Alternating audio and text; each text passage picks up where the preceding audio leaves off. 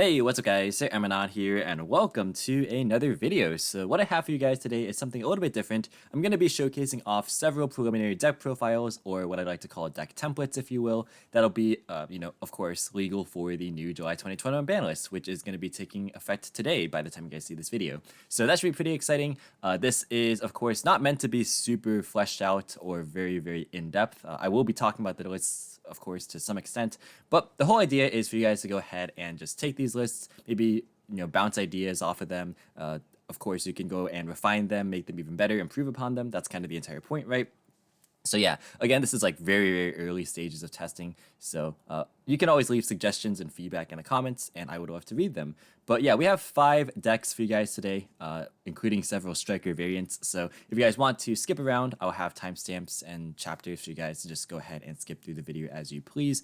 But let's get started with these deck lists without any further ado. So the first one is going to be Striker, just pure Striker. I think this is probably the best version of any build of Striker, to be honest. I'm not really convinced that a lot of the other ones are that good, even though I have several of the other ones in here, like Orcust and Draco. Like, those ones are cool for sure, but I think this is probably the best one, just because as a pure blind second deck, it has a lot of tools available. You can play stuff like, obviously, Mystic Mine, Forbidden Droplet. I have more ideas in the side deck, like Triple Tactics Talent and Lightning Storm, if you guys are interested in maybe playing those in the deck. You can play a lot of hand traps, as you can see. The Veiler combo actually is nice with Celine and Access Code, as is pretty staple ever since Eternity Code from last year. And Veiler is definitely not a bad hand trap this format either, with Tri-Brigade running around. So I think overall this deck is pretty well positioned. It's just a reactive deck by nature, so the deck list is certainly bound to change based on what ends up being the most prevalent. So there's not really too much to explain here, simply because of the fact that, of course, it is all very much in those flex spots that'll kind of separate your deck apart. You could kind of change the ratios around, again, depending. I think 2-shot cannon is pretty stable right now, but you might choose to side the third, for example, in certain matchups. Same thing with like afterburners. I've seen all sorts of different ratios. I've seen 1, I've seen 3.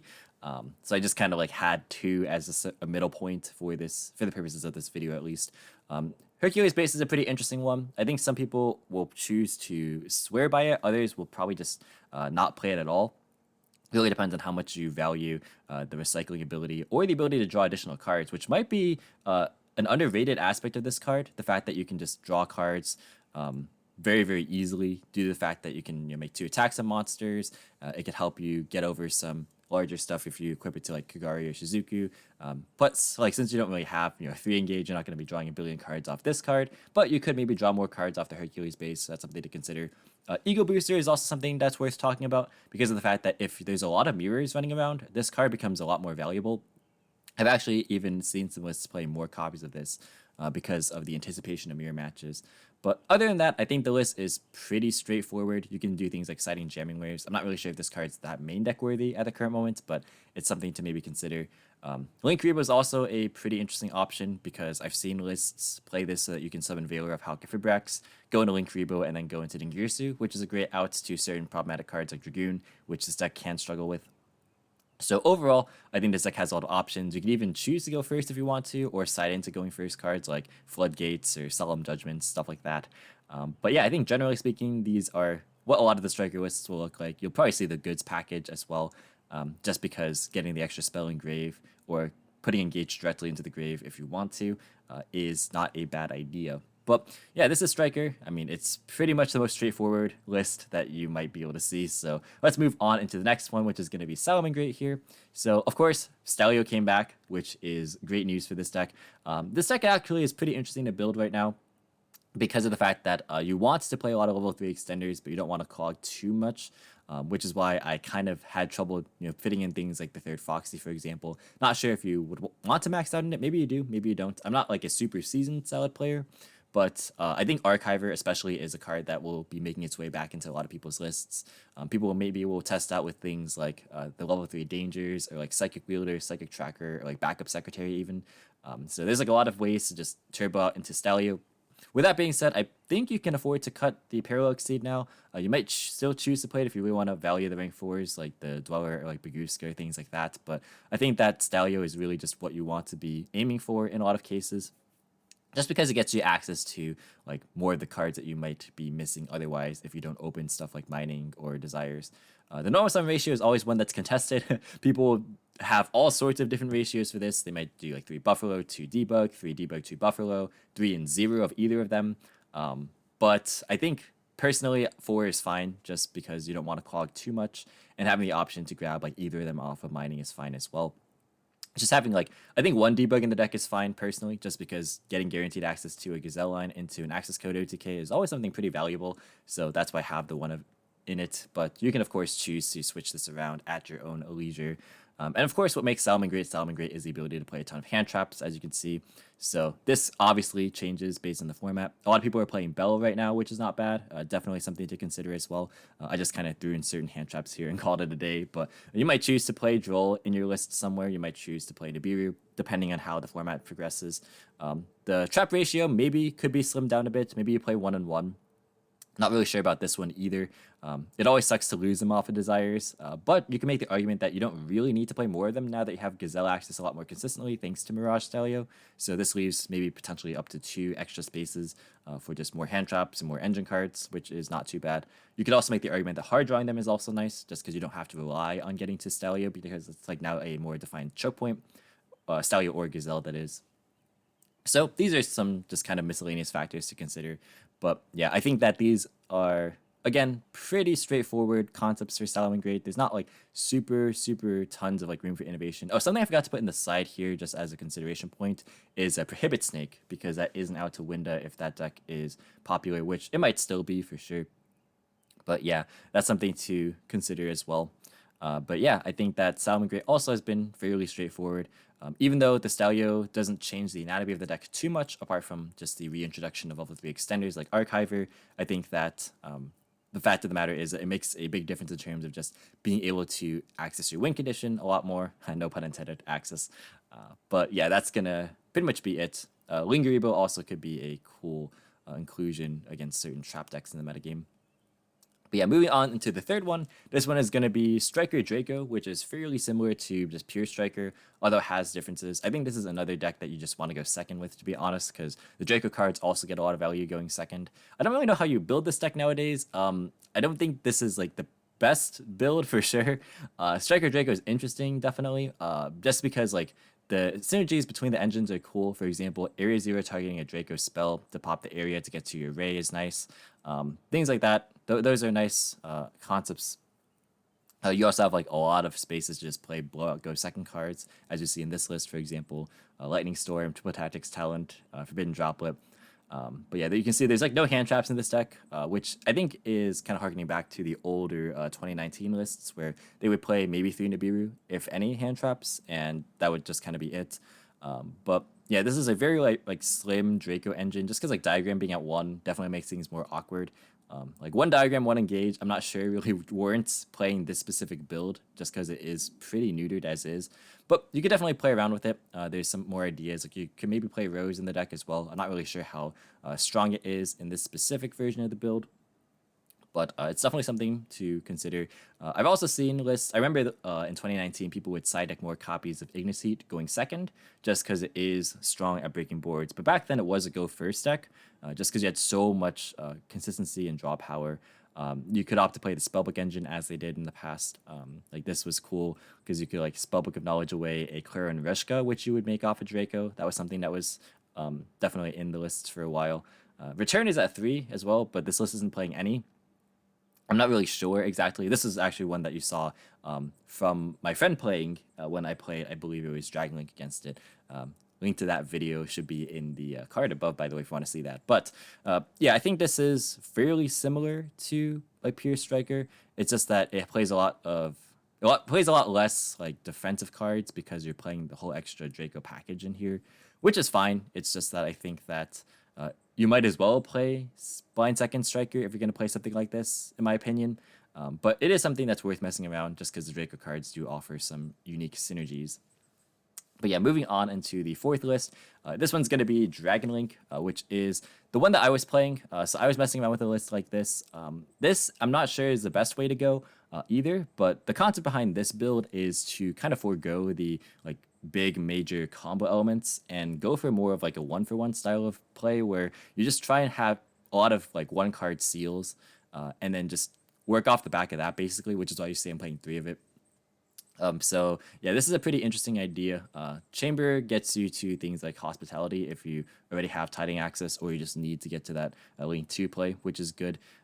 And then you have the rest of the just like the good stuff dragon cards. Like I would like to play potentially more of like safer or black metal dragon because they are definitely 1 card seals by themselves, and then just any of the spell cards basically just get you even further. However, I didn't want to clog up in too many normal summons again, so I just opted to play fewer. But yeah, this can definitely be optimized for sure. I don't think this is the best iteration of the deck by any means. I've seen a lot of people actually cut Brotar from the list, which I think is pretty interesting. I think Brotar is a card that like you would commonly get off of Seal, even though you would commonly get it off LP as well. I think this is like definitely a good way to just ensure that you have a good follow-up in Levianeer so you can help clear boards. Although maybe you would cut both of these together. Like it's definitely possible because like if you're going first, a lot of the times drawing these isn't that great since you're not full comboing. But I mean that's just kind of more considerations to make, right? The one available here looks weird, but it is just kind of the 10th hand trap.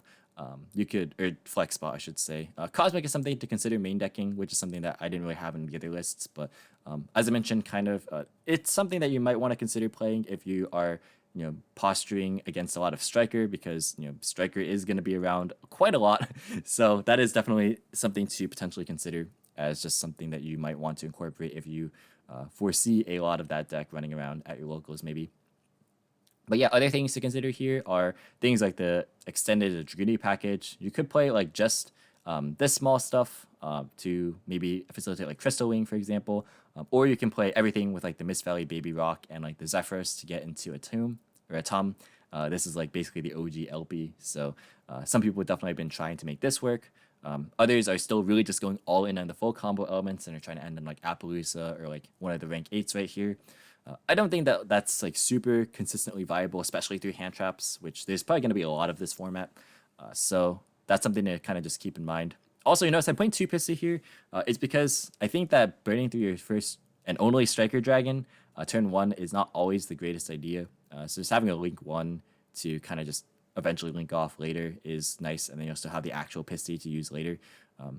Reason being that, of course, Pisty and Striker arrows work very well together. So if you like use your Pisty, or sorry, if you use your Striker turn 1, you won't really have that option available unless if you like recycle with Chaos Space or something, which is a play that I think you'll have to be doing a lot more. So that's definitely something to kind of think about. Like your management of Chaos Space won't necessarily be like solely allocated for the Chaos Dragons to get extra value anymore, but you might have to actually put back the Striker Dragon if you want like recharger follow-ups. So yeah, this is Striker, or not Striker, well, I read Striker Dragon. I said, this is Striker, but this is not Striker. This is Dragon. Like, oh, one thing, but speaking of Striker, by the way, Triple Burst is cool, not only as a way to kind of help accommodate Pisty arrows, but it also is good in the Striker matchup because this can negate rate and damage step. So this is something that is worth considering as well. But yeah, I think that this is all I have to say about Dragon Link. So let's move on into the final list, which is Striker Orcust. Now, I spent a long time trying to like refine this list before I made this video, and I'm not satisfied with any of the results. But I kind of just talk about the thought process here. So you notice that like in the video that I played this deck, I was playing like the scrap stuff. Mostly I was playing like Raptor with Fossil Deck, but I wasn't playing the Golem or the Christian Rosenix or anything. And I still think that that's, you don't really want to play those cards in most cases, just because like they add a lot of bricks and you're already vulnerable to hand traps. So just playing those extra, deck building costs, if you will, for a combo that isn't going to resolve a lot of the time, I don't think it's the best idea. But that being said, I do think that having a lot of just good starter cards is nice as well. The issue is that you run into the issue where there's a lot of there's just a lot of normal summons, which I don't think this build necessarily fixes because there's still 7 of them here, which is a lot to be sure. 8 if you count the Rhoda. But yeah, I figure that like this is still fine. Just generally speaking, I think that these cards are flexible as is. Just having a lot of ways to send your Nightmare to the grave. Foolish Burial Goods is a starter in this deck as well, which is nice. Just being able to send Crescendo, which is cool. So like I guess you effectively have 11, 12 if you count Foolish starters in this deck. So I think that is fine, even though most of them are just normal summons that do die to one hand trap. And it is what it is, especially with Valor and Imprim running around. It definitely is unfortunate, but that's kind of just the reality of the deck. There's not really too many great extenders that you can play that'll help solve this issue. Like the Dangers don't really do it a lot of the time. unless if like you get lucky and, for example, hit a, I guess, nightmare from your hand. But that requires a lot to go well, and you have to draw specific combinations of cards, which I'm never like really a fan of. And that's why you don't really see, you know, me playing too many copies of Return, because I don't want to bulk up on too many Orcust pieces that I don't want to be drawing without Return specifically. That's kind of the same concept with Allure as well. It's like Allure I found was fine actually, because of the fact that like, you could modify your hand trap ratio to be like dark hand traps, just so you can get more consistency available. So that's something that maybe you want to test if you really want to enable engage. But I found that like really this deck is just fundamentally Orcust with like a super small striker splash. That was a lot of alliteration there. But anyways, yeah, the striker stuff isn't really enough to build your deck upon, in my opinion, just because like you only have one engage, one Hornet drones, right? And unlike the other builds, you don't have like a lot of ways to consistently get access to them, unless if you want to really bulk up on your striker ratio, in which case I think it's just, you know, I think the Orcust cards just don't really mesh that well if you're playing like Area Zero and like Ray and like all of these other cards that, you know, kind of conflict and compete for deck space. Additionally, like if you're playing Ray, then that also kind of conflicts with your normal summon, because you don't have many ways to actually just send it to the grave. Area Zero target Crescendo is a cool concept that I kind of thought about. Just because like you can get this in a grave and then get access to your Gearsu, which is cool, but ultimately I don't think that that's like worth it, because like in the cases where you just don't draw Crescendo with the, again, it harkens back to the whole like having to draw specific combinations of cards, which I'm just not a fan of. But yeah, I mean, Goods is nice in this deck as well, just be able to send engage in hands where you have like really strong setup. Like if you are playing Allure, that makes that kind of better, because like Allure plus, you know, Foolish Goods is pretty good as a combo if you see like your Hornet drones, which again is a one-off. So like, how can you realistically build around that? The answer is you can't really. So that's why I think that you could just honestly play a list kind of like this, but just cut the striker cards instead. I do think that if you want to play something with an Orcust hybrid, Eldritch is probably the way to go, just because it has, I think, native synergy with the Goods without having to rely on like already having the Hornet drones in your hand, for example, right? But yeah, this is kind of a list that can also play a fair amount of hand traps, which I think is good. You'll find that like if you play enough starters, you don't actually need Allure, in my opinion, just because like you're probably gonna open one of these 11 anyways in most cases. So that is definitely not too bad. I think that having multiple Crescendo is good, not just because of the Foolish Goods, but because if you are grinding, you want to have this card all the time, because it represents follow up as well as just obviously negation. So that's definitely good to kind of consider.